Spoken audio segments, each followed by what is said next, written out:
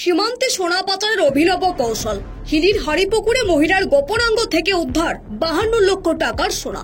BSF এর তল্লাশিতেই উঠে আসে সফলতা। বিএসএফ সূত্রের খবর অনুযায়ী ধৃত ওই মহিলার নাম খতেজা বিবি, বয়স 36 বছর, বাড়ি হিলির হাড়িপুকুর গ্রামে।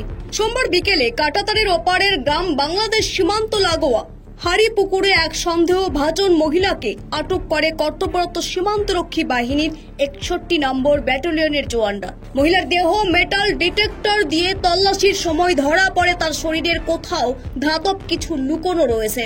এরপরই তাকে হাসপাতালে নিয়ে যাওয়ার উদ্যোগ নিতেই বিএসএফ জওয়ানদের কাছে মহিলা নিজেই স্বীকার করে নেন তার গোপনাঙ্গে সোনা লুকিয়ে রাখার কথা।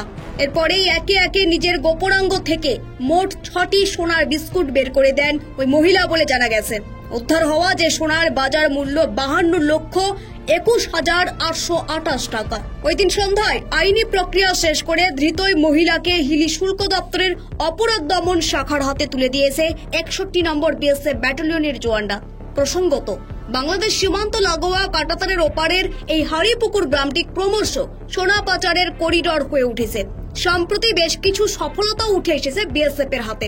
চলতি মাসেই এই এলাকা দিয়ে পাচারের সময় গোপন খবরের ভিত্তিতে জিন্নাত আলী মন্ডল নামে এক যুবককে আটক করেছিল বিএসএফ, যার তল্লাশি চালাতেই উদ্ধার হয়েছিল প্রায় 75 লক্ষ টাকার সোনা। ফের সেই এলাকা দিয়ে এবারে মহিলাকে কাজে লাগিয়ে সোনা পাচারের ছক কষেছিল পাচারকারীরা। গোপন খবরের ভিত্তিতে যে মহিলার শরীরে তল্লাশি চালাতেই উদ্ধার হয়েছে প্রায় 52 লক্ষ টাকার সোনার বিস্কুট। এদিন ধৃত সেই মহিলাকে বালুরঘাট জেলা আদালতে পেশ করেছে শুল্ক দপ্তরের অপরাধ দমন শাখা। শুল্ক দপ্তরের সরকারি আইনজীবী সুদীপ কুমার রায় চৌধুরী বলেন, সোনা পাচারের অপরাধে গ্রেপ্তার হওয়া ওই মহিলাকে এদিন আদালতে তোলা হলে বিচারক 13 দিনের জেল হেফাজতের নির্দেশ দিয়েছেন। গতকাল গ্রেপ্তারটা হয়েছে হিলি হাড়িপুকুর।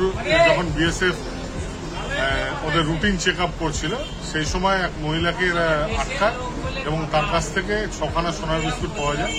তারপর একে কাস্টমসে ফরওয়ার্ড করে আজকে কাস্টমস থেকে বালুরঘাট কোর্টে পাঠিয়েছিল এবং সিজিএম ওনার বেলটা রিজেক্ট করে আগামী 3 তারিখ ডেটটা দিয়েছে জেল কাস্টডি। পিন্টু কুন্ডুর রিপোর্ট, স্টার সংবাদ, হিলি।